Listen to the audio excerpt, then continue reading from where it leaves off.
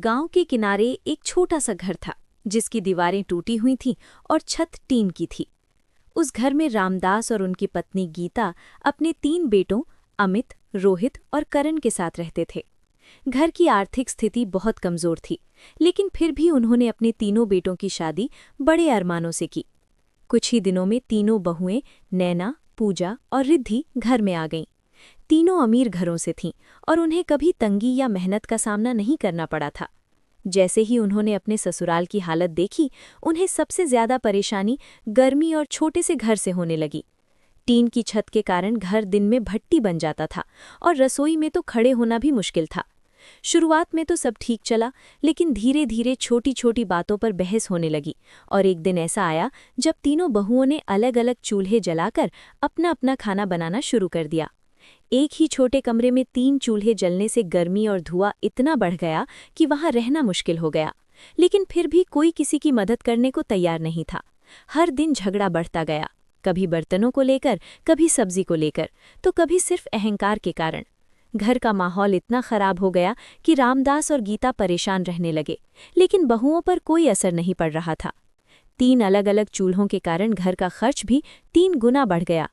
जितना राशन एक दिन में खत्म होना चाहिए था, वो आधे दिन में ही खत्म हो जाता था। बेटों की कमाई इतनी नहीं थी कि इस बर्बादी को संभाल सके। एक दिन पड़ोसन घर आई और 3 चूल्हे देखकर हंसने लगी। उसने ताना मारते हुए कहा कि लगता है घर में पहले ही बंटवारा हो गया है। ये बात गीता के दिल में चुभ गई और उन्हें बहुत शर्मिंदगी महसूस हुई। उसी दिन घर में इतना बड़ा झगड़ा हुआ कि बात हाथापाई तक पहुंच गई और बर्तन भी टूट गए। रामदास ने गुस्से में चिल्लाकर कहा कि अगर यही हाल रहा तो ये घर टूट जाएगा। उनके इस शब्द ने पहली बार तीनों बहुओं को सोचने पर मजबूर कर दिया।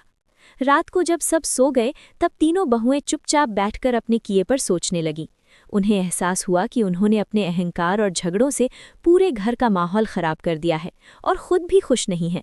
धीरे धीरे उनकी आंखों में आंसू आ गए और उन्होंने फैसला किया कि अब वे मिलकर रहेंगी और घर को संभालेंगी। अगले दिन सुबह तीनों बहुओं ने एक नया फैसला लिया कि अब वे एक ही चूल्हे पर मिलकर खाना बनाएंगी और बेवजह के झगड़े खत्म करेंगी। साथ ही उन्होंने सोचा कि अगर घर की हालत सुधारनी है तो उन्हें खुद भी कुछ काम करना होगा। तीनों पढ़ी लिखी थीं, इसलिए उन्होंने अपने अपने काम बांट लिए।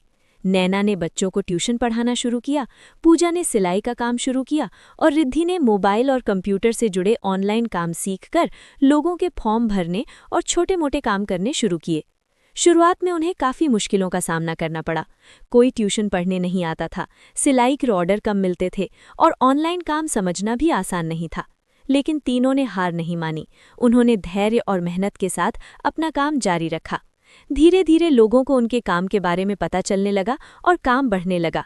बच्चों ने ट्यूशन ज्वाइन करना शुरू किया, सिलाई के ऑर्डर आने लगे और गांव के लोग ऑनलाइन काम के लिए रिद्धि के पास आने लगे। कुछ ही महीनों में घर की हालत बदलने लगी। सबसे पहले घर में पंखा लगा, फिर कूलर भी आ गया और रसोई को भी ठीक किया गया। अब वही घर जो पहले झगड़ों से भरा रहता था, हंसी और खुशी से गूंजने लगा। तीनों बहुएं अब एक दूसरे की मदद करती थीं और मिलजुल कर काम करती थीं। गीता ये सब देखकर बहुत खुश हुई और एक दिन मुस्कुराते हुए कहा कि जब तुम तीनों आई थीं को लगा था कि ये घर टूट जाएगा, लेकिन आज तुमने इसे स्वर्ग बना दिया है।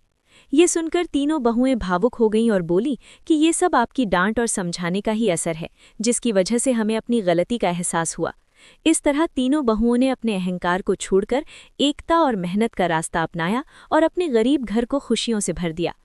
इस कहानी से हमें ये सीख मिली है कि अहंकार घर को तोड़ता है, लेकिन एकता उसे जोड़ती है। मिलजुल कर काम करने से गरीबी भी हार जाती है। समझदारी और मेहनत से हर मुश्किल आसान हो सकती है।